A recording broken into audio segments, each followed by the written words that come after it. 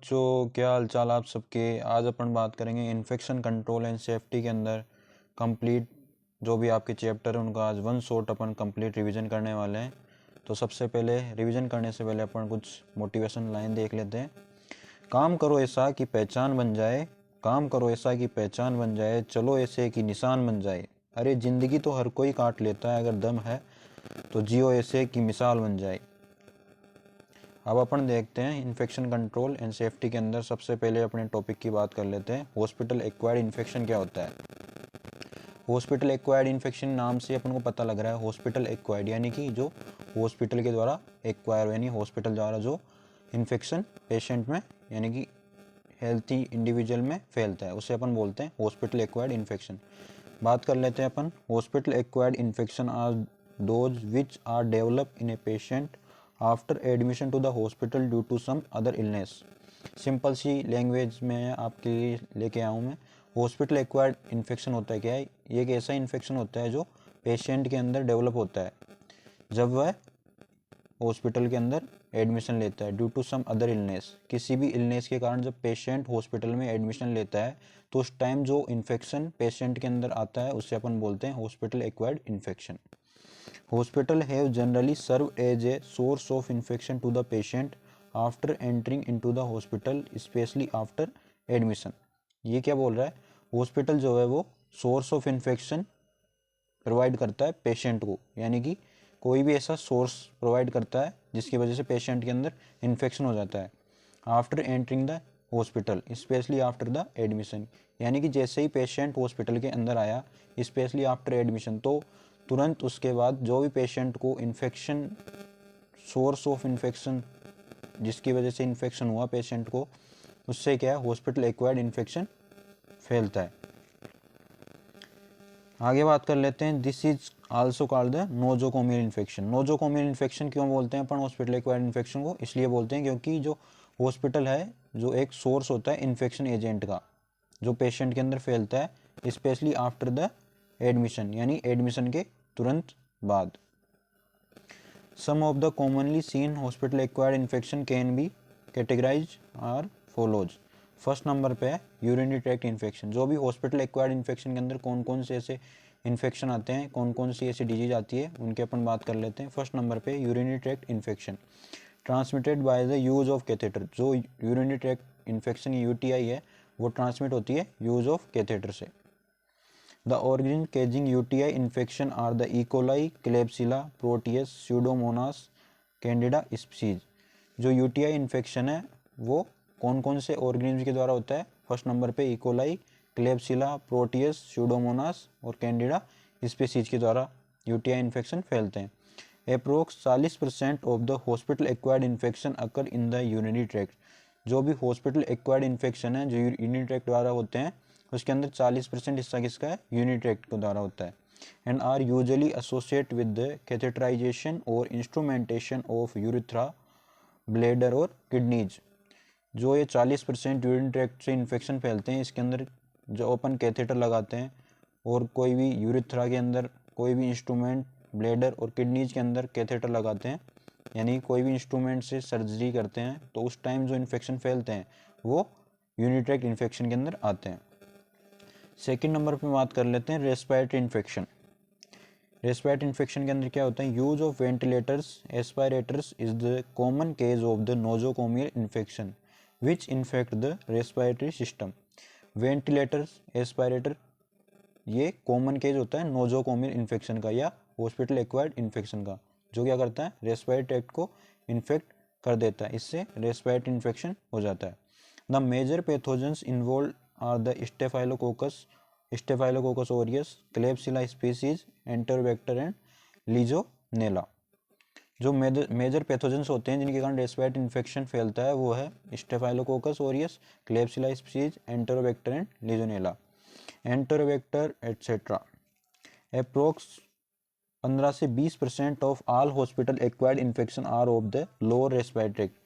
जो 15 से 20% hospital acquired infection है वो लोअर रेस्पिरेटरी ट्रैक्ट में होते हैं। जैसे अपन ने देखा था यूरिनरी ट्रैक्ट में कितने थे, 14% ऑफ हॉस्पिटल एक्वायर्ड इन्फेक्शन जो हो रहा था वो यूरिनरी ट्रैक्ट के द्वारा हो रहा था। यहाँ पे 15 से 20% हॉस्पिटल एक्वायर्ड इन्फेक्शन जो हो रहा है वो लोअर रेस्पिरेटरी ट्रैक्ट के कारण हो रहा है। थर्ड नंबर पे बात कर लेते हैं वुंड इन्फेक्शन एंड सेप्सिस। इसके अंदर बात कर लेते हैं अपन mostly seen in the elderly patient. जो एल्डरली पेशेंट होते हैं उनके अंदर ये देखने को मिलता है as a sequelae of the post operative procedure. जो भी पोस्ट ऑपरेटिव प्रोसीजर है उस टाइम एल्डरली पेशेंट के अंदर ये देखने को मिलता है। Caused by primarily by the pseudomonas proteus species and coagulase negative staphylococcus. ये जो पैथोजेंस होते हैं pseudomonas proteus species coagulase negative staphylococcus, इनके कारण वुंड इन्फेक्शन एंड सेप्सिस देखने को मिलता है। फोर्थ नंबर पर बात कर लेते हैं जीआई इन्फेक्शन यानी कि गैस्ट्रोइंटेस्टाइनल इन्फेक्शन की अपन बात कर लेते हैं। Food poisoning and neonatal septicaemia यानी कि बच्चों के अंदर कोई भी बैक्टीरिया के द्वारा जो इन्फेक्शन होता है are due to the E coli salmonella shigella species acquired from the hospital. जो भी फूड पॉइजनिंग और नियोनेटल सेप्टिसीमिया है वो किसके कारण होते हैं? ई कोलाई के कारण होते हैं, साल्मोनेला और सीजेला स्पीसीज के द्वारा होते हैं, जो एक्वायर्ड कहाँ से होती है? हॉस्पिटल से। अब अपन बात कर लेते हैं case of hospital acquired infection. क्या क्या कारण है जिनके कारण हॉस्पिटल एक्वायर्ड इन्फेक्शन फैलने का खतरा रहता है? फर्स्ट नंबर पे prolonged hospital stay. Prolonged hospital stay का मतलब यानी कोई भी पेशेंट है वो लंबे समय से हॉस्पिटल में बेड रेस्ट यानी वहाँ पर ठहरा हुआ है, तो उसमें हॉस्पिटल एक्वायर्ड इन्फेक्शन या इसके अंदर जो भी आते हैं जैसे रेस्पिरेटरी इन्फेक्शन हुआ, यूटीआई हुआ, वुंड इन्फेक्शन, सेप्सिस हुआ, ये फैलने का खतरा रहता है। सेकेंड नंबर पे सीवियरिटी ऑफ अंडरलाइनिंग इलनेस। कोई भी पेशेंट को इलनेस है उसकी सीवियरिटी कितनी है, उस सीवियरिटी के द्वारा हॉस्पिटल एक्वायर्ड इन्फेक्शन फैलने का खतरा रहता है। यानी ज़्यादा सीवियर है तो उसके अंदर कोई भी जो भी हॉस्पिटल एक्वायर्ड इन्फेक्शन है वो ज़्यादा फैलने का खतरा ज़्यादा रहेगा। कॉम्प्रोमाइज न्यूट्रिशनल और इम्यून स्टेटस। अगर पेशेंट है वो न्यूट्रिशन अपन प्रॉपर न्यूट्रिशन नहीं लेगा और इम्यून सिस्टम को मजबूत करने के लिए दवाइयाँ नहीं लेगा तो उससे क्या है, जो पेशेंट है उसके अंदर हॉस्पिटल एक्वायर्ड इन्फेक्शन का खतरा ज़्यादा रहेगा। फोर्थ नंबर पे यूज ऑफ इंड्यूलिंग कैथेटर। जो भी इंड्यूलिंग कैथेटर है उनका अगर यूज करेगा पेशेंट तो उससे हॉस्पिटल एक्वायर्ड फैलने का इन्फेक्शन फैलने का खतरा ज़्यादा रहेगा। फिफ्थ नंबर पे failure of the health care worker to wash their hand before procedure. इसके अंदर क्या है, ये हॉस्पिटल एक्वायर्ड इन्फेक्शन का ये भी एक खतरा रहता है कि जो भी हेल्थ केयर वर्कर है जो काम करते हैं हॉस्पिटल में वो अपने हैंड्स जो है वो वॉश नहीं करते हैं बिफोर प्रोसीजर से। अगर ऐसा वो नहीं करेंगे तो उससे क्या हॉस्पिटल एक्वायर्ड इन्फेक्शन का खतरा ज़्यादा रहेगा, उससे पेशेंट और भी ज़्यादा बीमार हो सकता है। सिक्स नंबर पे prevalence of antibiotic resistance bacteria from the over use of antibiotic.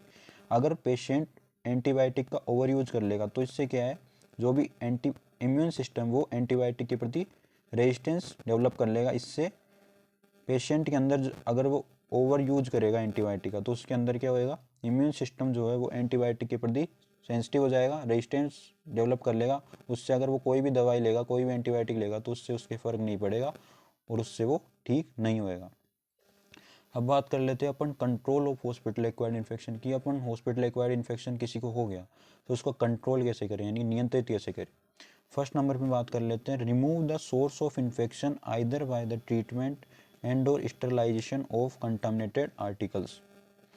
First number पे रिमूव करो सोर्स ऑफ इन्फेक्शन को, या तो ट्रीटमेंट के द्वारा या स्टरलाइजेशन करो कंटामिनेटेड आर्टिकल। स्टरलाइजेशन क्या होता है, एक प्रोसेस होती है जिसके अंदर अपन कोई भी आर्टिकल सरफेस को माइक्रोब से रिमूव करते हैं, यानी कि उसको कंटामिनेटेड होने से बचाते हैं, यानी उसको क्लीन करते हैं। स्टरलाइजेशन एक प्रोसेस होती है, इसके अंदर अपन माइक्रोब्स को किल करते हैं। इसके अंदर एंडोस्पोर यानी स्पोर भी अपन कंसिस्ट करते हैं। और सेकंड नंबर पे दूसरी प्रोसेस होती है डिसइंफेक्शन।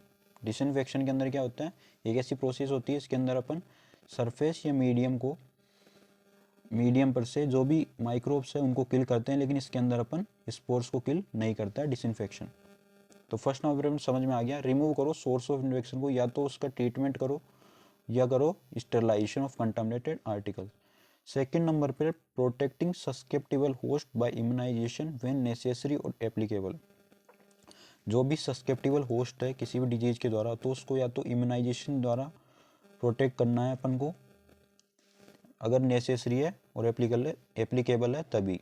थर्ड नंबर पे screening of hospital staff periodically. जो भी हॉस्पिटल स्टाफ है, हेल्थ केयर वर्कर्स है, उनकी पीरियडिकल टाइम यानी कि एक रेगुलर टाइम इंटरवल पर उनकी स्क्रीनिंग होनी चाहिए, मॉनिटरिंग होनी चाहिए, उनकी जो भी डिजीज़ है उनकी सारा डाटा है वो मॉनिटर होना चाहिए। फोर्थ नंबर पे by isolating of infection agent patient, जो भी इन्फेक्शन पेशेंट हो उसको नॉर्मल पेशेंट से आइसोलेट करना है, उसको अलग रूम प्रोवाइड करना है जिससे हॉस्पिटल एक्वायर्ड इन्फेक्शन का खतरा ना हो। अब बात कर लेते हैं अपन prevention of hospital acquired infection, कि भाई हॉस्पिटल एक्वायर्ड इन्फेक्शन है उसको अपन प्रिवेंट कैसे करें। तो देखते हैं अपन फर्स्ट नंबर पे screening hospital staff periodically by isolating of infectious patient, जो भी हॉस्पिटल स्टाफ है उसकी पीरियडिकली स्क्रीनिंग कराओ और जो भी इन्फेक्शियस पेशेंट है उसको आइसोलेट करो नॉर्मल पेशेंट से। सेकेंड नंबर पे proper sterilisation and disinfection of the inanimate object in the hospital, जो भी स्टरलाइजेशन है एंड डिसइंफेक्शन करना है अपन को इनिमिनेट ऑब्जेक्ट, जो भी हॉस्पिटल के अंदर ऑब्जेक्ट यूज आते हैं उनका अपन को प्रॉपर स्टरलाइजेशन डिसइंफेक्शन करना है। स्टरलाइजेशन क्या होता है कि ऐसी प्रोसेस होती है जिसके अंदर अपन माइक्रोब्स को किल करते हैं और इसके अंदर अपन स्पोर्स को भी कंसिस्ट करते हैं, यानी कि स्पोर्स को भी किल करते हैं, लेकिन डिसइंफेक्शन में अपन स्पोर्स को किल नहीं करते हैं। बस ये मेजर डिफरेंस है जो ध्यान रखना है आपको। थर्ड नंबर पे disinfection of excreta and infected material is necessary to control the exit point of the infection, जो भी एक्सक्रीटा है यानी कि जो भी वेस्ट मटेरियल है और इन्फेक्टेड मटेरियल है उसका अपन को प्रॉपर डिसइंफेक्शन करना है। यानी कि डिसइंफेक्शन में प्रोसेस में अपन को पता है क्या करते हैं, अपन माइक्रोब्स को किल करते हैं लेकिन इसके अंदर स्पोर्स अपन कंटेन नहीं करते हैं। इससे क्या होएगा, जो भी इन्फेक्शन का एग्जिट पॉइंट है वो कंट्रोल हो जाएगा और इससे इन्फेक्शन के फैलने का खतरा नहीं रहेगा। फोर्थ नंबर पे regular hand washing by the health care workers and visitors should be done, avoid passing infection micro organism to और between hospitalise patient. Fourth number पे अपन को ये करना है कि रेगुलर हैंड वॉशिंग अपन को करनी है हेल्थ केयर वर्कर्स की एंड विजिटर की, जो भी पेशेंट को देखने के लिए आते हैं उनकी। इससे क्या होएगा, जो भी क्रॉस इन्फेक्शन है या इन्फेक्शन है माइक्रो ऑर्गेनिज्म का वो नहीं होएगा हॉस्पिटलाइज पेशेंट के अंदर, इससे हॉस्पिटल एक्वायर्ड इन्फेक्शन खतरा है वो कम हो जाएगा। अब बात कर लेते हैं अपन नए टॉपिक के बारे में। फर्स्ट नंबर अपन पे बात करी है हॉस्पिटल एक्वायर्ड इन्फेक्शन, जो अपन ने कंप्लीट कर लिया है। अब बात करते हैं अपन यूनिवर्सल प्रिकॉशंस। नाम से ही पता लग रहा है अपन को यूनिवर्सल प्रिकॉशंस यानी कि क्या क्या सावधानियां होती है। यूनिवर्सल यानी कि सभी जगह काम में आती है, सार्वभौमिक होती है। तो अपन बात कर लेते हैं इसकी डेफिनेशन के बारे में। A simple set of effective practice design to protect health care workers and patient from infection with a range of pathogen including blood borne viruses. Universal precautions होता है क्या? यूनिवर्सल प्रिकॉशंस के अंदर एक ऐसी सेट होता है इफेक्टिव प्रैक्टिस का जो डिज़ाइन करते हैं अपन हेल्थ केयर वर्कर को प्रोटेक्ट करने के लिए एंड पेशेंट को प्रोटेक्ट करने के लिए। किससे? Infection of pathogen including blood borne virus, जो भी ब्लड के द्वारा वायरस फैलते हैं यानी कि वायरस होते हैं जो ब्लड पे इफेक्ट करते हैं, उनको प्रोटेक्ट करने के लिए अपन ये यूनिवर्सल प्रिकॉशंस फॉलो करते हैं। तो आपको समझ में आ गया यूनिवर्सल प्रिकॉशन क्या होते हैं। A simple set of effective practice design to protect the health care worker and patient from the infection with range of pathogen including blood borne viruses.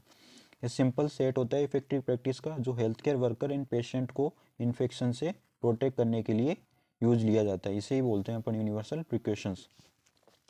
These practice are used when caring for all patient regardless of diagnosis। जो ये practice है वो अपन use जब करते हैं जब patient की diagnosis करवाते हैं अपन, तब स्पेशली इसका यूज अपन करते हैं। अब बात कर लेते हैं why it is important. Universal precautions important क्यों है भाई? तो बात कर लेते हैं lab staff is working with, जो लैब का स्टाफ है, लेबोरेटरी में स्टाफ करने वाला काम करने वाला स्टाफ जो है वो वर्क करता है फर्स्ट नंबर पे स्पेसिमेन से। स्पेसिमेन यानी कोई भी ब्लड कलेक्शन हुआ, यूरिन कलेक्शन हुआ, स्पुटम कल्चर हुआ, तो वहाँ पे वो कार्य करते हैं, स्पेसिमेन बोलते हैं उसको। That are potential source of infection agent, वहाँ पे सबसे ज़्यादा इन्फेक्शन एजेंट होते हैं जो उनके अंदर डिजीज पैदा करने की पोटेंशियल रखते हैं। सेकंड नंबर पे स्किन प्रिसाइजिंग प्रोसीजर, कोई भी स्किन की प्रिक करने की प्रोसीजर है वहाँ पे, यानी कि कोई भी ब्लड लेने की प्रोसीजर हुए या कोई भी अदर टेस्ट करवाने की प्रोसीजर है तो उससे भी प्रोटेक्ट करने के लिए अपन यूनिवर्सल प्रिकॉशंस फॉलो करते हैं। थर्ड नंबर पे exposure of broken skin, open wound, cut and mucosal membrane mouth और आइज टू ब्लड और body fluid of infected person. जो भी ब्रोकन स्किन है, ओपन वुंड है, म्यूकोजल मेम्ब्रेन है, माउथ और आइज है, उसको अपन ब्लड और बॉडी फ्लूइड से प्रोटेक्ट करने के लिए यूनिवर्सल प्रिकॉशंस फॉलो करते हैं। अब बात कर लेते हैं इन्फेक्शन या इन्फेक्शियस बॉडी फ्लूइड कौन कौन से होते हैं। फर्स्ट नंबर पे blood, peritoneal fluid, semen, amniotic fluid, synovial fluid, sputum, CSF, urine, pleural fluid. ये सब इन्फेक्शन या इन्फेक्शियस बॉडी फ्लूइड होते हैं जो इन्फेक्शन का खतरा पैदा कर सकते हैं और इन्फेक्शन पैदा कर सकते हैं बॉडी में। अब बात कर लेते हैं अपन यूनिवर्सल प्रिकॉशंस के रूल्स के बारे में कि भाई कौन कौन से ऐसे रूल्स होते हैं यूनिवर्सल प्रिकॉशंस के अंदर जो अपन को फॉलो करनी चाहिए। फर्स्ट नंबर पे है सिंगल यूज। सिंगल यूज में डिस्पोजेबल इंजेक्शन इक्विपमेंट, जो भी इंजेक्शन इक्विपमेंट है उसको अपन को डिस्पोज करना है, यानी उसको डिस्कार्ड कर देना है। सेकेंड नंबर पे discard contaminated sharp immediately in puncture and leak proof container. जो भी कंटामिनेटेड शार्प है जैसे नेडल हुआ, स्काल्प हुआ, ब्लेड हुआ, उसको अपन को तुरंत पंक्चर करना है एंड लीक प्रूफ कंटेनर्स जो है उसके अंदर अपन को डाल देना है। थर्ड नंबर पे डू नॉट रिकेप नीडल और use one hand technique for recapping. अपन को नीडल को रिकेप नहीं करना है, और अगर रिकेप करेंगे तो अपन को वन हैंड टेक्निक यूज करनी है रिकेपिंग के लिए। फोर्थ नंबर पे डू नॉट वॉश और डिसइंफेक्ट लेटेक्स ग्लव्स। जो भी लेटेक्स ग्लव्स है उसको अपन को वॉश और डिसइंफेक्ट नहीं करना है। अब बात कर लेते हैं नए टॉपिक पर, स्टैंडर्ड प्रिकॉशंस क्या होते हैं। फर्स्ट नंबर पर अपन ने पढ़ा था hospital acquired infection, second number पर अपन बात करी है यूनिवर्सल प्रिकॉशन। अब थर्ड नंबर पर बात करते हैं स्टैंडर्ड प्रिकॉशंस। ये जो मैं सारे टॉपिक बता रहा हूँ ये सारे इंपॉर्टेंट और आपके एग्जाम में आने के पूरे चांस है। तो स्टैंडर्ड प्रिकॉशंस की अपन बात कर लेते हैं। Standard precautions are a set of infection control practice use to prevent transmission of disease. Standard precautions क्या होते हैं, सेट होते हैं इन्फेक्शन कंट्रोल प्रैक्टिस का, जिसको अपन यूज करते हैं ट्रांसमिशन ऑफ डिजीज को प्रिवेंट करने के लिए। जो disease that can be acquired by contact with blood, body fluid, non intact skin including rashes and mucous membrane. जो डिजीज एक्वायर होती है ब्लड के कांटेक्ट में आने से, बॉडी फ्लूइड के कांटेक्ट में आने से, नॉन इंटेक्ट स्किन जैसे एंड म्यूकस मेम्ब्रेन के कांटेक्ट में आने से डिजीज फैलती है। तो आपको समझ में आ गया स्टैंडर्ड प्रिकॉशंस क्या होते हैं। स्टैंडर्ड प्रिकॉशंस के अंदर एक ऐसा सेट होता है, इसके अंदर इन्फेक्शन कंट्रोल प्रैक्टिस का सेट होता है ऐसा, जो डिजीज के ट्रांसमिशन को प्रिवेंट करने के लिए यूज में लिया जाता है। जो डिजीज किससे एक बार होती है, ब्लड के कांटेक्ट में आने से, बॉडी फ्लूइड के कांटेक्ट आने से, non intact skin, rashes and mucous membrane contact में आने से जो डिजीज फैलती है। स्टैंडर्ड प्रिकॉशंस क्या क्या होते हैं उसकी अपन बात कर लेते हैं। स्टैंडर्ड प्रिकॉशंस में अपन क्या क्या फॉलो करने हैं उनकी अपन बात कर लेते हैं। फर्स्ट नंबर पे हैंड हाइजीन। हैंड हाइजीन अपन को फॉलो करनी पड़ती है, इससे डिजीज का जो भी ट्रांसमिशन है वो कम हो जाएगा। सेकंड नंबर पे रेस्पिरेटरी हाइजीन या कफ इक्विपमेंट। जो भी रेस्पिरेटरी ट्रैक्ट में ऑर्गन्स है उनकी हाइजीन अपन को प्रॉपर ध्यान रखना है, और जो भी कफ के इक्विपमेंट यूज लेते हैं वो अपन को यूज लेने पड़ेंगे। थर्ड नंबर पे use of personal protective equipment, यानी कि जो भी पीपीई किट है, पीपीई किट वो अपन को यूज करने हैं। इसके अंदर आते हैं ग्लव्स, मास्क, आईवियर, ये सारे पीपीई किट के अंदर आते हैं। ये सब अपन को यूज करने पड़ेंगे। फोर्थ नंबर पे शार्प की safety, engineering and work practice control. जो भी शार्प है यानी कि जैसे निडल हुआ, स्काल्प हुआ, ये सब अपन को इनसे सेफ्टी रखनी पड़ेगी। जो भी इंजीनियर हैं और वर्क प्रैक्टिस करने वाले वहाँ पे स्टाफ है उनको अपन को प्रोटेक्ट करना पड़ेगा। फिफ्थ नंबर पे है सेफ इंजेक्शन प्रैक्टिस। इसके अंदर है aseptic technique for parental medication. Safe injection practice का मतलब है यानी कि कोई भी अपन इंजेक्शन लगाएंगे पेरेंटल के द्वारा, पेरेंटल रूट से, तो अपन को एसेप्टिक टेक्निक फॉलो करनी पड़ेगी। एसेप्टिक टेक्निक के अंदर क्या है, उस साइट को अपन को पहले स्पिरिट से क्लीन करना पड़ेगा। इससे क्या है, जो भी बैक्टीरियल कंटामिनेशन है उसका खतरा कम रहेगा और उससे पेशेंट को किसी भी डिजीज या इन्फेक्शन होने का खतरा नहीं रहेगा। सिक्स नंबर पर अपन बात कर लेते हैं स्टेराइल इंस्ट्रूमेंट एंड डिवाइस। जो भी इंस्ट्रूमेंट है और डिवाइस है जो भी अपन यूज लेते हैं तो उनको स्टेलाइज करना पड़ेगा अपन को। स्टेलाइज का मतलब क्या है, जो अपन ने पता कर लिया था अभी। स्टेलाइज का मतलब है इस पे इंस्ट्रूमेंट डिवाइस को माइक्रोब से किल करना पड़ेगा। जो भी माइक्रोब्स है उनको अपन को किल करना पड़ेगा, यानी कि स्टेलाइजेशन के अंदर अपन माइक्रोब्स को किल करते हैं। इससे क्या है, इंस्ट्रूमेंट या डिवाइस स्टेलाइज हो जाते हैं।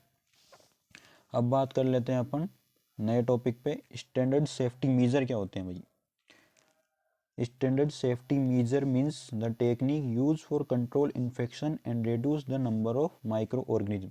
स्टैंडर्ड सेफ्टी मेजर के अंदर ऐसी टेक्निक का यूज करते हैं जो इन्फेक्शन को कंट्रोल करती है और जो भी माइक्रो ऑर्गेनिज्म हैं उनके नंबर को रिड्यूस करती है। फर्स्ट नंबर पे हम बात कर लेते हैं, it help to control the communicable disease in hospital. Standard safety measure क्या करते हैं, ये क्या करते हैं, कम्युनिकेबल डिजीज है उसको कंट्रोल को कम करते हैं।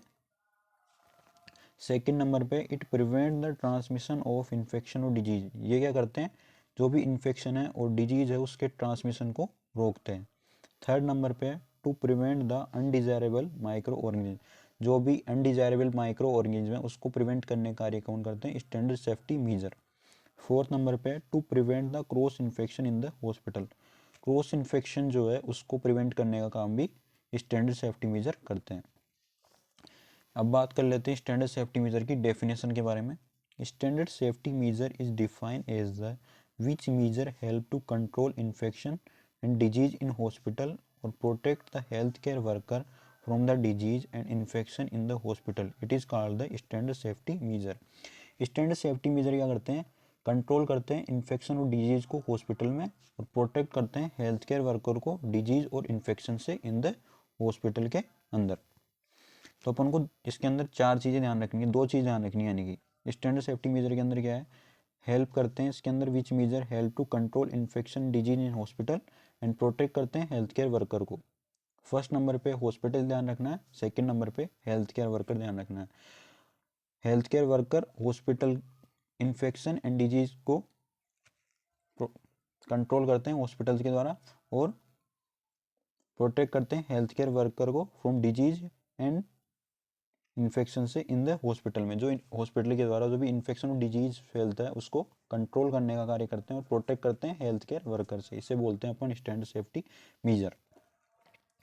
अब बात कर लेते हैं safety major used in the hospital, कौन कौन से ऐसे सेफ्टी मेजर है जो हॉस्पिटल के अंदर यूज होते हैं। फर्स्ट नंबर पे स्टरलाइजेशन, सेकंड नंबर पे biomedical waste management, third number पे infection control programme, fourth number पे डिसइंफेक्शन मेथड, फिफ्थ नंबर पे यूनिवर्सल प्रिकॉशंस। स्टरलाइजेशन अपन ने बात कर ली, स्टरलाइजेशन में अपन माइक्रोब्स को किल करते हैं, इसके अंदर अपन स्पोर्स को भी किल करते हैं। सेकंड नंबर पे बायोमेडिकल वेस्ट, यानी कि जो भी वेस्ट है उसको जो भी कलर कोडेड के हिसाब से अलग अलग कंटेनर के अंदर अपन को डालना है। इन्फेक्शन कंट्रोल प्रोग्राम में अपन एक ऐसी टीम बनाते हैं जो क्या करती है, इन्फेक्शन को कंट्रोल करने पर ध्यान देती है। इसके अंदर इम्यूनाइजेशन प्रोग्राम चलाते हैं अपन, यानी कि मोटिवेशनल प्रोग्राम चलाते हैं, लोगों को जागरूक करते हैं कि इन्फेक्शन कंट्रोल के बारे में बताते हैं कि इन्फेक्शन क्या होता है, नोजोकोमियल इन्फेक्शन के बारे में अपन बताते हैं। फोर्थ नंबर पे डिसइंफेक्शन, डिसइंफेक्शन के अंदर अपन क्या करते हैं, जो भी माइक्रो ऑर्गेनिज्म है उसको किल करते हैं, लेकिन इसके अंदर स्पोर्स किल नहीं होते हैं। फिफ्थ नंबर पे यूनिवर्सल प्रिकॉशंस, अपन ने अभी बात कर ली थी यूनिवर्सल प्रिकॉशंस, इसके अंदर अपन ऐसी प्रैक्टिस का यूज करते हैं जो इन्फेक्शन को कंट्रोल करती है। अब बात कर लेते हैं अपन मूवमेंट ऑफ हैंड हाइजीन, ये भी एक इम्पोर्टेंट क्वेश्चन है जो आपकी एग्जाम में देखने को मिल सकता है आपको। According to WHO there are 5 movement of hand hygiene. WHO यानी कि वर्ल्ड हेल्थ ऑर्गेनाइजेशन के अकॉर्डिंग 5 मूवमेंट है हैंड हाइजीन की जो अपन को पता होनी चाहिए। फर्स्ट नंबर पे before touching the patient, patient को टच करने से पहले अपन को हैंड हाइजीन करना है। सेकेंड नंबर पे बिफोर परफॉर्मिंग क्लीन और एसेप्टिक प्रोसीजर, कोई भी एसेप्टिक प्रोसीजर परफॉर्म करने से पहले अपन को हैंड हाइजीन करना है। थर्ड नंबर पे after touching a patient, patient को टचिंग करने के बाद अपन को हैंड हाइजीन करना है। फोर्थ नंबर पे आफ्टर ए प्रोसीजर और बॉडी फ्लूइड एक्सपोजर, कोई भी प्रोसीजर या बॉडी फ्लूइड का जो भी एक्सपोजर होने के बाद अपन को हैंड हाइजीन करना ज़रूरी है। फिफ्थ नंबर पे आफ्टर टचिंग पेशेंट सराउंडिंग, जो भी पेशेंट की सराउंडिंग है, पेशेंट का कोई भी ऑब्जेक्ट है उसको यूज करने के बाद यानी टच करने के बाद अपन को हैंड वॉश करना है। अब बात कर लेते हैं हैंड वॉशिंग के स्टेप्स, कौन कौन से ऐसे स्टेप्स है हैंड वॉशिंग के। अभी अपन ने बात करी थी मूवमेंट ऑफ हैंड हाइजीन, दोनों में बहुत फर्क है, मूवमेंट और स्टेप्स। अब बात करेंगे अपन स्टेप्स की। फर्स्ट नंबर पे wet your hand with clean running water, अपने हैंड्स को क्लीन करने रनिंग वाटर से, क्लीन करने रनिंग वाटर से और गीले करने हैं। सेकेंड नंबर पे use enough soap to cover your hand, पर्याप्त सोप का यूज करना है अपने हाथ को कवर करने के लिए, यानी कि उस पर हाथों पर लगाने के लिए। थर्ड नंबर पे rub your hand together to create a lather, अपने हाथों को रब करना है दोनों को अच्छी तरह से। फोर्थ नंबर पे scrub your hand for at least 20 second, 20 second तक स्क्रब करना है अपने हैंडों को। Make sure to scrub your palms wrist between the finger and under your nails, जो भी स्क्रब अपन करेंगे तो उसके अंदर palms, wrist, finger and nails तक अपन प्रॉपर इसका स्क्रबिंग करेंगे। Rinse your hand thoroughly with clean running water, जो भी अपने हैंड है उसको अपन रनिंग वाटर के सामने लेके आएंगे। Dry your hand with a clean towel और एयर ड्राई थीम, जो भी अपन ने हाथ धोने के बाद अपन को अपने हैंड को ड्राई करना है, नहीं सुखाना है क्लीन टॉवल से और एयर ड्राई से। If soap and water are not available you can use alcohol based hand sanitiser at least 60% alcohol, अगर सोप और वाटर प्रोवाइड नहीं है यानी अवेलेबल नहीं है तो अपन एल्कोहल बेस्ड हैंड सैनिटाइजर का यूज़ कर सकते हैं जिसके अंदर 60% एल्कोहल होनी चाहिए। ये भी एक इम्पोर्टेंट क्वेश्चन 1 नंबर का आपको एग्जाम में देखने को मिलेगा बिल्कुल। एल्कोहल बेस्ड हैंड रबिंग का टाइमिंग कितना होता है? 20 to 30 second. Adequate hand washing with water and soap require 40 to 60 second. ये दोनों क्वेश्चन आपको एग्जाम में देखने को मिल सकते हैं, बिल्कुल इंपॉर्टेंट है ये। अब बात कर लेते हैं अपन बायोमेडिकल वेस्ट की। बायोमेडिकल वेस्ट होता क्या है भाई? तो सबसे पहले देखते हैं बायोमेडिकल वेस्ट के बारे में। Biomedical waste means solid or liquid waste is generated during the diagnosis, treatment or immunization of human being or animal in the research activities or in the production or testing of biological product। Biomedical means क्या होता है? एक ऐसा solid या liquid waste जो generate होता है during the diagnosis के टाइम, ट्रीटमेंट के टाइम और इम्यूनाइजेशन के टाइम, ह्यूमन और एनिमल के इन द रिसर्च एक्टिविटीज़ के अंदर, और प्रोडक्शन और टेस्टिंग ऑफ बायोलॉजिकल प्रोडक्ट, कोई भी बायोलॉजिकल प्रोडक्ट है उसकी प्रोडक्शन और टेस्टिंग के टाइम जो भी bio solid liquid waste generate होता है उसे अपन बायोमेडिकल वेस्ट कहते हैं। The waste management system consist of the following element, जो भी बायोमेडिकल वेस्ट है उसके अंदर कौन कौन से एलिमेंट्स आते हैं? फर्स्ट नंबर पे वेस्ट सर्वे, सेकंड नंबर पे सेग्रीगेशन ऑफ वेस्ट, कि वेस्ट को सेग्रीगेट कैसे करते हैं, इसके अंदर अपन बताते हैं कि कौन कौन से वेस्ट है अलग अलग, जो भी वेस्ट है उनको अलग अलग कंटेनर कलर कोड के हिसाब से अलग अलग कंटेनर में डालना है। थर्ड नंबर पे एक्यूमुलेशन या स्टोरेज के बारे में बताना है अपन को, कोई भी वेस्ट एक्यूमुलेट हो गया है तो उसको ट्रांसफ़र कैसे करना है। फिफ्थ नंबर पे ट्रांसपोर्टेशन के बारे में अपन को बताना है, और फिफ्थ नंबर पे बताना है ट्रीटमेंट एंड डिस्पोजल, यानी कि कोई भी वेस्ट है उसका ट्रीटमेंट के कौन कौन से मेथड है और डिस्पोजल के बारे में अपन को बताना है। अब बात कर लेते हैं describe the biomedical waste with their colour coding. Colour coding के हिसाब से बायोमेडिकल वेस्ट को अपन को कैटेगराइज करना है। यहाँ पे कैटेगरी क्या है बायोमेडिकल वेस्ट की, यहाँ बात कर लेते हैं। फर्स्ट नंबर पे येलो कैटेगरी वेस्ट, जो भी येलो कंटेनर है उसके अंदर कौन कौन सा वेस्ट आएगा इसकी अपन आज यहाँ पे बात करने वाले हैं। इसके अंदर it include the following categories. Yellow category waste यानी येलो कलर कोड जो भी बैग है उसके अंदर कौन कौन से वेस्ट आएंगे? फर्स्ट नंबर पे human anatomical waste, animal anatomical waste, soiled waste, discard और expired medicine, chemical waste, blood और body fluid contaminated linen, mattress, beddings, routine gowns and mask, ये सारे वेस्ट जो है वो येलो कंटेनर के अंदर आएंगे। सेकेंड नंबर पे है red category waste, it include the disposable plastic waste items, जो भी रेड कैटेगरी का कंटेनर है उसके अंदर प्लास्टिक वेस्ट आएंगे सारे। फर्स्ट नंबर पे ट्यूबिंग्स, बोटल्स, इंट्राविनस सेट या tubes, catheters, urine bags, needle less syringe और ग्लव्स, ये सारे रेड कैटेगरी वेस्ट के अंदर आएंगे। थर्ड नंबर पे वाइट कैटेगरी वेस्ट, इसके अंदर कौन कौन से इस वेग के अंदर कौन कौन से वेस्ट आएंगे बात कर लेते हैं। इट इंक्लूड यूज, डिस्कार्ड और कंटामिनेटेड वेस्ट सार्प, इसके अंदर जो भी यूज, डिस्कार्ड और कंटामिनेटेड वेस्ट है सार्प वो सारे वाइट कैटेगरी के अंदर आएंगे। फर्स्ट नंबर पे needles, syringe with fix needles, scalpels, blades, any other sharp item that can cause cut या पंक्चर, ऐसा कोई भी शार्प आइटम जिसके कारण कट या पंक्चर होने का चांस रहता है वो सब वाइट कैटेगरी वाले कलर कोड बैग्स के अंदर आएंगे।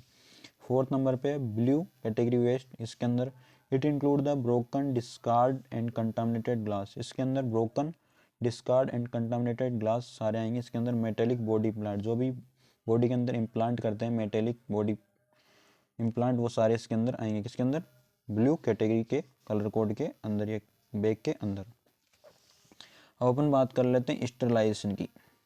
ये भी एग्जाम में आने लायक क्वेश्चन है बिल्कुल, कि भाई स्टरलाइजेशन क्या होता है। The term sterilisation is defined as the process by which means of which an article surface और medium is made free from all living micro organism including spore I making sterile the killing all form of life.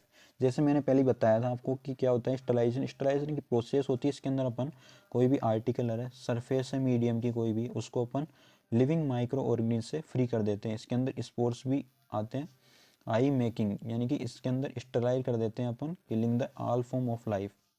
Sterilisation का means है कोई भी ऐसी article या surface की medium हो, उसको अपन को लिविंग माइक्रो ऑर्गेनिज्म, इसके अंदर स्पोर्स भी आते हैं, उससे स्टरलाइज करना है, यानी कि जो भी लिविंग फॉर्म्स है माइक्रो ऑर्गेनिज्म को किल करना है इसके अंदर। Killing of all forms of the life, ये अपन को ध्यान रखना है स्टरलाइजेशन में।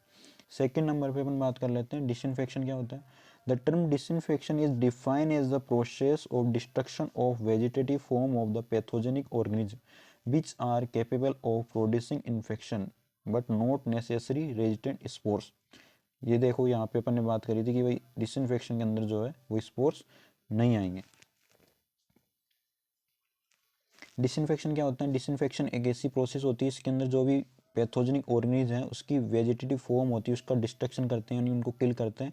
विच आर जो कैपेबल होती है डिजीज या इन्फेक्शन प्रोड्यूस करने के लिए इसके अंदर, लेकिन रेजिस्टेंट स्पोर यानी स्पोर्स को इसके अंदर किल नहीं करते हैं डिसइंफेक्शन। ये दोनों में मेन डिफरेंस है। स्टरलाइजेशन के अंदर अपन स्पोर्स को किल करते हैं, लेकिन डिसइंफेक्शन के अंदर स्पोर्स किल नहीं होते हैं। अब बात कर लेते हैं मेथड ऑफ स्टरलाइजेशन के बारे में। कौन कौन से ऐसे मेथड है जो स्टरलाइजेशन के अंदर आते हैं। 3 मेथड है। फिजिकल एजेंट आते हैं इसके अंदर फर्स्ट नंबर पे, सेकंड नंबर पे केमिकल एजेंट और थर्ड नंबर पे मैकेनिकल एजेंट। फिजिकल एजेंट के अंदर अपन को 5 चीज़ें ध्यान रखनी है। फर्स्ट नंबर पे सनलाइट, सेकंड नंबर पे ड्राइंग, थर्ड नंबर पे फिल्ट्रेशन, फोर्थ नंबर पे रेडिएशन और फिफ्थ नंबर पे हीट। केमिकल एजेंट में अपन को याद रखना है एल्कोहल, एल्डिहाइड, डाइज और गैसेज। मैकेनिकल एजेंट में 3 चीज़ें अपन को ध्यान रखनी है कैंडल्स, एस्बेस्टोस एंड मेम्ब्रेन्स। ये सब आपको याद करने हैं डायरेक्ट, जो एग्जाम में आपको पूछा जा सकता है कि फिजिकल एजेंट बताइए method of sterilisation. Physical agent कौन कौन से हैं। 4 ऑप्शन देके आपको 1 नंबर का क्वेश्चन पूछ सकता है। इसमें ऑप्शन दे सकते हैं आपको सनलाइट, ड्राइंग, फिल्ट्रेशन और एक कोई भी ऑप्शन अलग दे सकता है और पूछ सकता है कि ये सही है या नहीं है। फर्स्ट नंबर पे हम बात कर लेते हैं सनलाइट के बारे में। बैक्टीरियल सेल, जो भी बैक्टीरिया की सेल होती है, is filled with 18% of the weight with water. Moisture is essential for the growth of bacteria. जो भी बैक्टीरियल सेल है वो 80% वेट है उसका, वो वाटर से फिल्ड होती है। मॉइस्चर जो है एसेंशियल होता है ग्रोथ ऑफ बैक्टीरिया के लिए। बिल्कुल सही बात है। टाइफाइड बेसिलाई जो बैक्टीरिया होता है वो एक्सपोज होता है सनलाइट से ऑन ए वाइट क्लोथ पर, can be killed in A 2 hours. जो टाइफाइड बेसिलाई बैक्टीरिया है वो सनलाइट पे वाइट क्लोथ पे एक्सपोज होता है, जो 2 आवर के अंदर किल हो जाता है। सेकेंड नंबर पर बात कर लेते हैं ड्राइंग क्या होता है अभी। 18% of bacterial cells consist of water. Deleterious effect on many bacteria. जो ड्राइंग है वो डिलीटेरियस इफेक्ट प्रोड्यूस करता है मेनी बैक्टीरिया पर। स्पोर्स आर अनअफेक्टेड, यानी स्पोर पर ड्राइंग का कोई भी प्रभाव नहीं पड़ता है। फोर्थ नंबर पर ध्यान रखना है अनरिलायबल मेथड। ये एक अनरिलायबल मेथड होता है। अब बात कर लेते हैं अपन फिल्ट्रेशन की। फिल्ट्रेशन क्या होता है अभी। This method is use for the sterilisation of liquid substance और fluid such as sugar, urea, enzyme etcetera. जो फिल्ट्रेशन है इस मेथड का अपन यूज करते हैं sterilisation of liquid substance, fluid जिसके अंदर शुगर और यूरिया एंजाइम आते हैं। The pore size of filter is not less than the 0.75 mm in diameter. जो फिल्टर पेपर है उसकी पोर की साइज है वो 0.75 mm से कम नहीं होनी चाहिए। And it retain bacteria but allow viruses to pass through into filtrate. जो फिल्ट्रेशन प्रोसेस ये मेथड है इसके अंदर बैक्टीरिया तो रिटेन कर लेता है, यानी बैक्टीरिया को ये छनने नहीं देता है, लेकिन वायरस है उसको फिल्ट्रेट से पास होने देता है, उसको परमिशन देता है, एलो करता है। फोर्थ नंबर पे रेडिएशन। रेडिएशन क्या होता है। 2 type of radiation are use for sterilisation purpose. Sterilisation के पर्पज से 2 टाइप रेडिएशन यूज करते हैं अपन, ionising radiation and non ionising radiation. अब अपन बात कर लेते हैं फिफ्थ नंबर पे हीट। हीट के अंदर दो टाइप की होती है, dry heat and moist heat. पहले अपन बात करेंगे ड्राई हीट। इसके अंदर आते हैं फर्स्ट नंबर पे ड्राई हीट। ड्राई हीट क्या होती है? Inoculating wires, loops, forcep points और एंड स्पेटुलाज, इन सबको अपन स्टेलाइज करते हैं by the holding them on a flame of Bunsen burner till red hot. Inoculating wires, loop, forcep point and spatulas, इनको अपन स्टेलाइजेशन करते हैं। बंसन बर्नर एक ऐसी फ्लेम होती है, उसके फ्लेम पर अपन इनको स्टेलाइज करते हैं जब तक ये रेड हॉट नहीं हो जाते हैं, लाल कलर में नहीं हो जाते हैं। सेकेंड नंबर पे इंसिनरेशन क्या होता है? This is efficient method for destroying infective material such as a bedding, soil dressing and pathological material like sputum, stool by reducing them to ashes by burning in an incinerator। Incineration के अंदर क्या करते हैं? जो भी destroying infective material होते हैं, जैसे बेडिंग हो गया, सोइल मटेरियल, ड्रेसिंग हो गया, स्पूटम हो गया, स्टूल हो गया, उनको क्या करते हैं अपन? एक इंसिनरेटर इक्विपमेंट होता है, उसके अंदर इन सबको डाल देते हैं और बर्निंग पर छोड़ देते हैं। इससे क्या होता है? ये सब डिस्ट्रॉय, इनके अंदर जो भी इन्फेक्टिव मटेरियल वो सब डिस्ट्रॉय हो जाते हैं। थर्ड नंबर पे फ्लेमिंग। फ्लेमिंग के अंदर इसको अपन क्यों यूज करते हैं? Glass slide, mouth of culture tubes and bottles, cover slips, scalpels, blades and needles are the sterilise by passing them over the flame of Bunsen burner 3 से 4 time without allowing them to stand too long.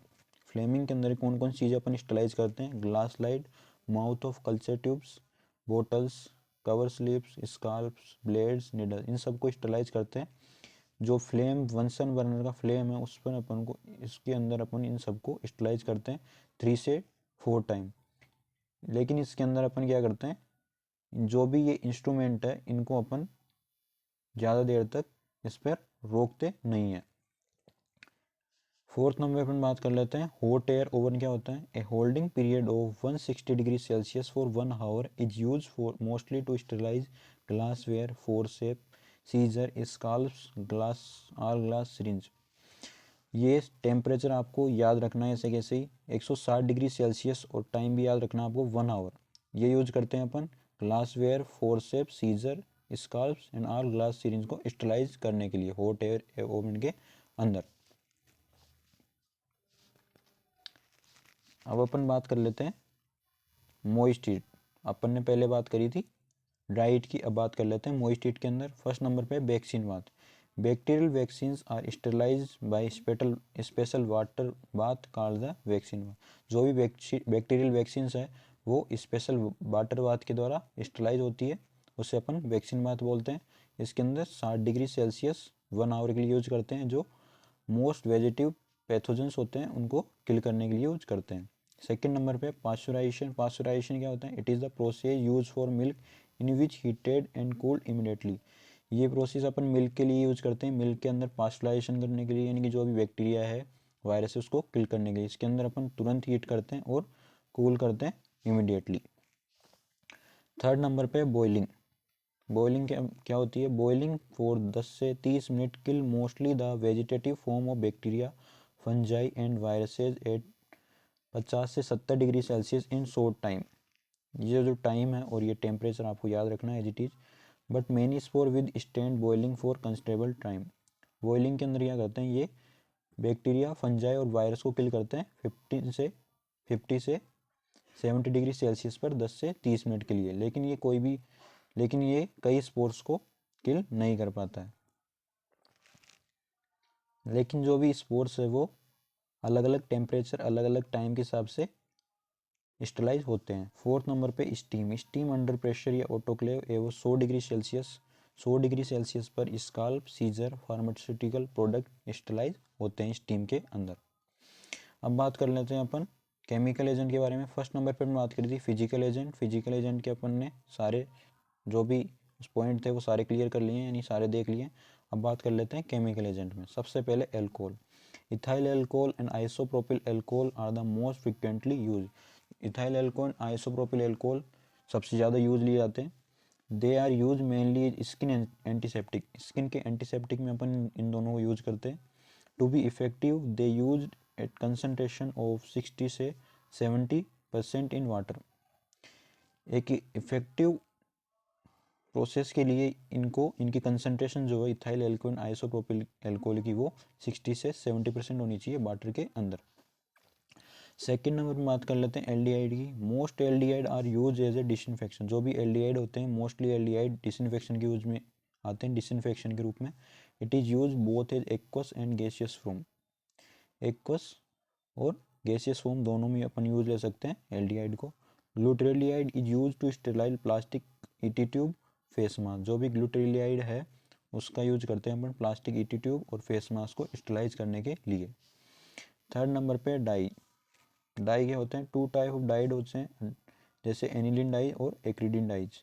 Had been use extensively as skin और wound antiseptic. Skin और wound antiseptic में अपन dyes का use करते हैं। Aniline dyes are crystal violet and malachite green. Aniline dyes के अंदर कौन कौन से आते हैं? Crystal violet and malachite green. Fourth number पर बात कर लेते हैं गैस की। गैस के अंदर फॉर्मेल्डिहाइड गैस आती है और इथाइलिन ऑक्साइड आती है। This is employed for fumigation of operation theatre and wards. Operation theatre and wards के फ्यूमिगेशन के अंदर अपन इन दोनों गैसों का यूज करते हैं। अब बात कर लेते हैं अपन प्रिंसिपल ऑफ स्पेसिमेन कलेक्शन। ये एक इम्पोर्टेंट क्वेश्चन है जो एग्जाम में आपको देखने को मिलेगा। स्पेसिमेन कलेक्शन के बारे में प्रिंसिपल, यानी स्पेसिमेन होता क्या है। स्पेसिमेन के अंदर जो भी यूरिन का कल्चर होता है, यूरिन स्पेसिमेन हो सकता है, स्पूटम हो सकता है, स्टूल हो सकता है, ये सारे स्पेसिमेन होते हैं। इसके अंदर अपन को इनको कलेक्ट करते टाइम कौन कौन से ऐसे प्रिंसिपल है जिनको ध्यान में रखना चाहिए, उसकी अपन यहाँ पे बात करने वाले हैं। फर्स्ट नंबर पे collect specimen before giving antibiotic to get an accurate infection assessment. Accurate infection का असेसमेंट के लिए अपन को जो स्पेसिमेन अपन कलेक्ट करेंगे वो एंटीबायोटिक देने से पहले अपन को कलेक्ट करना है। इससे जो भी इन्फेक्शन का असेसमेंट है वो एक्यूरेट आएगा बिल्कुल। सेकेंड नंबर पे wear gloves, gowns, mask and goggles to stay safe and prevent spreading infection. Specimen collection करते टाइम जो भी हेल्थ केयर स्टाफ है उसको ग्लव्स पहनने पड़ेंगे, गाउन, मास्क एंड गॉगल्स का यूज करना पड़ेगा। इससे क्या होएगा, जो भी इन्फेक्शन है उससे स्प्रेडिंग का खतरा कम हो जाएगा। उससे रोकने के लिए अपन को ये सब यूज करने हैं। थर्ड नंबर पे use sterile container for specimen collection to avoid contamination. Contamination को अवॉइड करने के लिए अपन को स्टेराइल कंटेनर यूज करते हैं स्पेसिमेन कलेक्शन के लिए। फोर्थ नंबर पे give patient clear instruction for safe sample collection. Safe sample collection के लिए अपन को क्लियर इंस्ट्रक्शन देने हैं पेशेंट को कि आपको सेफ जगह पर रहना है। यानी कि फिफ्थ नंबर पे prefer collecting sample from clean areas to reduce contamination. Contamination को रिड्यूस करने के लिए अपन को जो भी स्पेसिमेन कलेक्ट करेंगे अपन वो क्लीन एरिया के अंदर कलेक्ट करेंगे। सिक्स नंबर पे collect the right amount of sample, not too much और टू लिटिल। जो भी सैंपल है उसकी अपन को राइट अमाउंट में कलेक्ट करना है, ना तो ज़्यादा और ना ही कम। अब बात कर लेते हैं टाइप ऑफ स्पेसिमेन। कौन कौन से स्पेसिमेन के टाइप्स होते हैं। फर्स्ट नंबर पे स्किन का स्पेसिमेन होता है, respiratory tract specimen, gastrointestinal tract specimen, urinary tract specimen, genitourinary specimen, CSF या cerebrospinal fluid specimen. Blood का स्पेसिमेन होता है, प्लूरल का स्पेसिमेन होता है, प्लूरल फूड यानी कि आई स्पेसिमेन, वुंड का स्पेसिमेन होता है और ईयर का स्पेसिमेन होता है। ये सारे स्पेसिमेन के टाइप्स होते हैं। अब अपन बात कर लेते हैं एंटीबायोटिक स्टेवार्डशिप। ये क्या होता है भाई एंटीबायोटिक स्टेवार्डशिप? ये भी एक इंपॉर्टेंट क्वेश्चन है जो आपको एग्जाम में देखने को मिल सकता है। Antibiotic stewardship is an educational programme aimed at improving the prescription and of antibiotic among physician and patient. ये एक ऐसा एजुकेशनल प्रोग्राम होता है जो फिजिशियन एंड पेशेंट के बीच जो भी एंटीबायोटिक का प्रेस्क्रिप्शन है उसको इम्प्रूव करता है। Protecting the patient from the harms of unnecessary antibiotic use. इसके अंदर क्या है, जो भी अननेसेसरी एंटीबायोटिक का यूज होता है उससे जो भी हार्म्स होते हैं उसको प्रोटेक्ट करने के लिए एक ऐसा एजुकेशनल प्रोग्राम चलाया जाता है। एंटीबायोटिक स्टैंडर्डशिप उसको अपन नाम देते हैं। MRSA एंड MDRO भी देख लेते हैं। ये भी एक इंपॉर्टेंट क्वेश्चन है। ये क्या होता है इसके बारे में अपन को पता होना चाहिए। Multi drug resistant organism like methicillin resistant.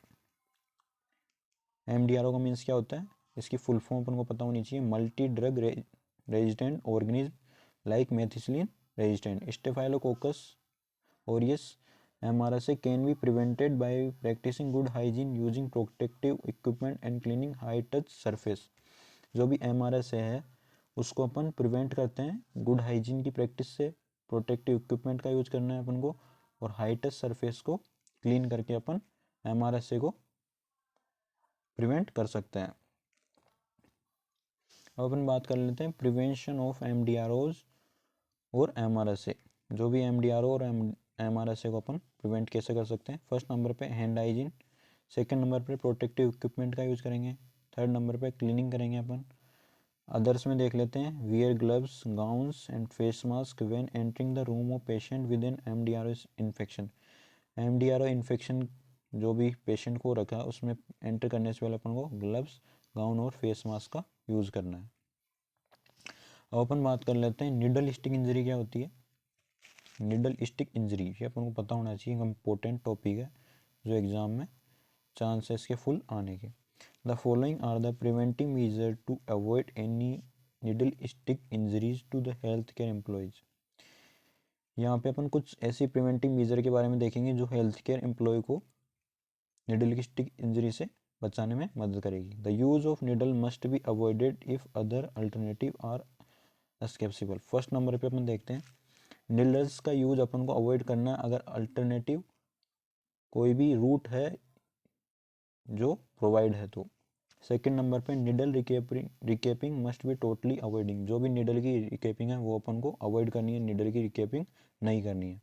The use needle must be immediately, appropriately and dispose of in the container meant for sharp disposal only. जो भी निडल्स या शार्प कंटामिनेटेड है उनको अपन को तुरंत डिस्कार्ड करना है कंटेनर के अंदर। निडल स्टिक इंजरी मैनेजमेंट के बारे में देख लेते हैं। The following measures must be taken if A needle injury has taken place. यानी किसी भी इंडिविजुअल को निडल स्टिक इंजरी हो गई है तो कौन कौन से अपन को मेजर्स फॉलो करने हैं। फर्स्ट नंबर पे the wound must be allowed to bleed preferably by keeping under running water. जो भी ब्लड आ रहा है उसको अपन को रनिंग वाटर के अंदर उससे यानी कि पानी से अपन को धोना है।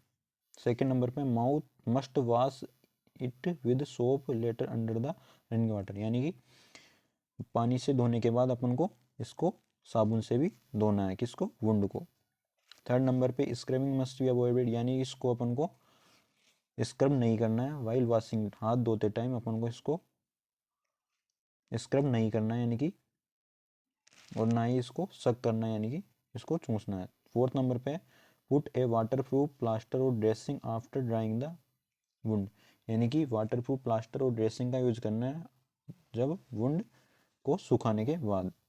फिफ्थ नंबर पे employer must be reported timely about the injury. जो भी एम्प्लॉय है वो निडल स्टिक इंजरी के बारे में रिपोर्ट करना है उसको टाइम से।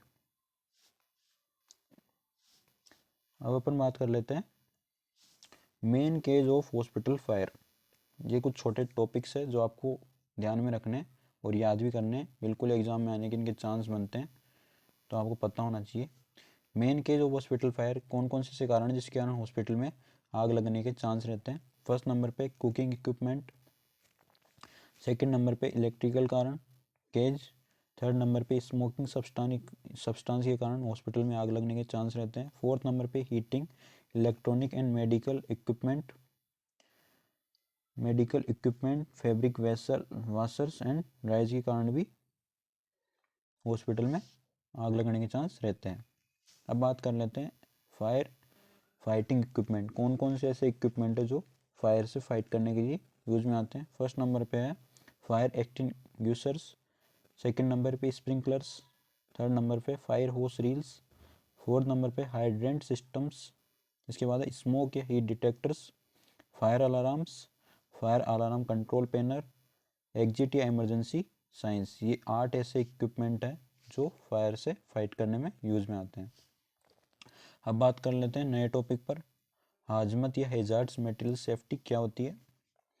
The hazards materials are also known as a dangerous good which powder from usually liquid और गैस। जो हेजार्ड मटेरियल होते हैं उनको अपन डेंजरस गुड्स बोलते हैं, जो पाउडर होते हैं यूजुअली पाउडर फॉर्म में और लिक्विड और गैस में भी हो सकते हैं। In common terminology hazmat known as a hazmat या एजिम and can be dangerous if spilled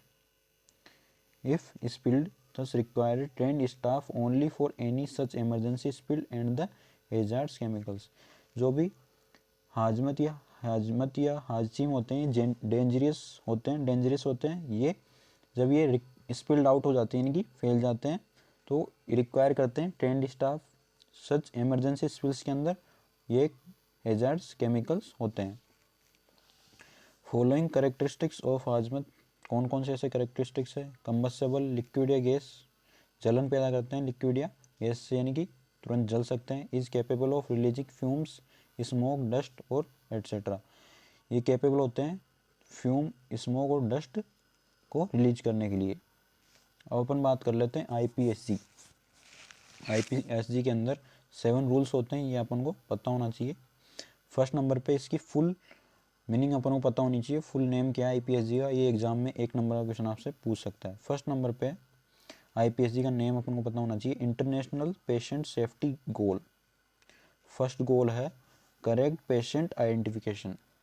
आईपीएसजी का फर्स्ट जो गोल है उसके अंदर क्या है कि पेशेंट का आइडेंटिफिकेशन अपन को करेक्ट करना है। सेकंड नंबर पे है आईपीएसजी गोल सेकंड के अंदर अपन को इम्प्रूव करना है इफेक्टिव कम्युनिकेशन, जो भी कम्युनिकेशन स्किल्स है पेशेंट के साथ वो अपन को इम्प्रूव करनी है। थर्ड नंबर पे आईपीएसजी गोल थर्ड के अंदर improvement of the safety of high alert medication, जो भी मेडिकेशन है उनकी सेफ्टी अपन को इम्प्रूव करनी है। फोर्थ नंबर पे है गोल फोर्थ, उसके अंदर क्या करना है अपन को इंश्योर करना है सेफ सर्जरी की अपन को सुनिश्चित करनी है। फिफ्थ नंबर पे है आईपीएसजी गोल फिफ्थ के अंदर रिड्यूस करना है health care risk of health care associate infection, जो भी हेल्थ केयर एसोसिएट इन्फेक्शन है उसके रिस्क को कम करना है। अब अपन बात कर लेते हैं 5S प्रिंसिपल के बारे में। 5S प्रिंसिपल क्या होते हैं? 5S principle in the infection control and safety refers to a methodology for maintaining a clean, organized and safe working environment by following 5 key steps। 5S principal के अंदर अपन एक ऐसी मेथड का यूज़ करते हैं जो clean, organise and safe working environment को follow करता है। इसके अंदर 5 की स्टेप्स आते हैं। फर्स्ट नंबर पे सॉर्ट, थर्ड नंबर पे सेट इन ऑर्डर के अंदर सेट करना होता है अपन को प्रोसेस को। थर्ड नंबर पे साइन या क्लीननेस, फोर्थ नंबर पे स्टैंडर्डाइज, फिफ्थ नंबर पे सस्टेन या डिसिप्लिन। सिग्निफिकेंस क्या है 5S के बारे में, इसकी अपन बात कर लेते हैं। इससे क्या होता है 5S से बेटर ऑर्गेनाइजेशन होता है हॉस्पिटल के अंदर, reduction of the unnecessary materials, जो भी अननेसेसरी मटेरियल है उन वो रिड्यूस होता है। Better communication due to the visual के कारण बेटर कम्युनिकेशन होता है। इम्प्रूव होती है एफिशिएंसी, कॉस्ट एफिशिएंटली होता है। Absence of any difficult terminology improve करती है प्रोसीजर एफिशिएंसीज को। तो आज अपन ने जो भी इन्फेक्शन कंट्रोल है उसका अपन ने कंप्लीट रिवीजन कर लिया है। तो एक बार और देख लेते हैं क्या क्या अपन ने आज पढ़ा था। फर्स्ट नंबर पे अपन ने पढ़ा था हॉस्पिटल एक्वायर्ड इन्फेक्शन क्या होता है। हॉस्पिटल एक्वायर्ड इन्फेक्शन अपन ने देखा था कौन कौन से इन्फेक्शन होते हैं हॉस्पिटल एक्वायर्ड इन्फेक्शन। उसके बाद अपन ने देखा था कि भाई कारण क्या क्या होते हैं हॉस्पिटल एक्वायर्ड इन्फेक्शन के। उसके बाद अपन ने देखा था कंट्रोल क्या है हॉस्पिटल एक्वायर्ड इन्फेक्शन का। कंट्रोल के बाद अपन ने बात करी थी प्रिंसिपल प्रिवेंशन के बारे में। प्रिवेंशन के बाद अपन ने यूनिवर्सल प्रिकॉशंस की बात करी थी। यूनिवर्सल प्रिकॉशंस क्या होते हैं भाई? यूनिवर्सल प्रिकॉशंस के बाद अपन ने बात करी थी कि भाई यूनिवर्सल प्रिकॉशंस के रूल्स की अपन ने बात कर ली थी इसके अंदर। इसके बाद अपन ने स्टैंडर्ड प्रिकॉशंस की बात करी थी कि स्टैंडर्ड प्रिकॉशंस क्या होते हैं, स्टैंडर्ड प्रिकॉशंस के अंदर कौन कौन से स्टैंडर्ड प्रिकॉशंस अपन फॉलो करने हैं। इसके बाद अपन ने स्टैंडर्ड सेफ्टी मेजर की बात करी थी, इसकी डेफिनेशन की बात अपन ने कर ली थी। इसके बाद अपन ने बात करी थी स्टैंडर्ड वो सेफ्टी मेजर कौन कौन से हैं जो हॉस्पिटल के अंदर यूज करते हैं। इसके बाद मोमेंट ऑफ हैंड हाइजीन की बात करी अपन ने। इसके बाद हैंड वॉशिंग की स्टेप्स की अपन ने बात कर ली थी। इसके बाद बायोमेडिकल वेस्ट की अपन ने बात कर ली थी। बायोमेडिकल वेस्ट में कौन कौन से कंटेनर्स होते हैं जिनके अंदर वेस्ट आते हैं। उसके बाद अपन ने बात करी थी स्टरलाइजेशन की, डिसइंफेक्शन की, मेथड ऑफ स्टरलाइजेशन की अपन ने बात कर ली थी कौन कौन से ऐसे मेथड हैं जो स्टरलाइजेशन के अंदर आते हैं, उनकी अभी की अपन ने बात कर ली थी। इसके बाद अपन ने बात करी थी कि भाई प्रिंसिपल्स क्या है स्पेसिमेन कलेक्शन के। इसके बाद टाइप्स ऑफ स्पेसिमेन की अपन ने बात कर ली थी। एंटीबायोटिक स्टैंडर्डशिप्स क्या होता है इसकी अपन ने बात कर ली थी। MRSA एंड MDROs की अपन ने बात कर ली थी। इसके बाद प्रिवेंशन की बात कर ली थी MDRO के बारे में, नीडल स्टिक इंजरी की बात करी थी, नीडल स्टिक इंजरी हो जाए किसी को तो उसका मैनेजमेंट कैसे करना है, मेन केज क्या है, हॉस्पिटल फायर क्या है। इसके बाद अपन ने बात करी थी फाइटिंग इक्विपमेंट कौन कौन से होते हैं, इसके बारे में अपन ने बात कर ली थी। हाजमत के बारे में बात करी थी कि हाजमत क्या होता है, इसकी कैरेक्टरिस्टिक्स की बात कर ली थी। आईपीएसजी के बारे में देखा था, आईपीएसजी क्या होते हैं, इसके बारे में अपन ने बात कर ली थी। इसके बाद 5S प्रिंसिपल की अपन ने बात कर ली थी और इसके सिग्निफिकेंस की अपन ने बात कर ली थी। तो उम्मीद होगी आज आपको पूरा समझ में आ गया हो। कोई भी डाउट हो तो आप कमेंट कर सकते हैं। Thank you for watching. मिलते हैं नई वीडियो में नए टॉपिक के साथ। जय श्री श्याम।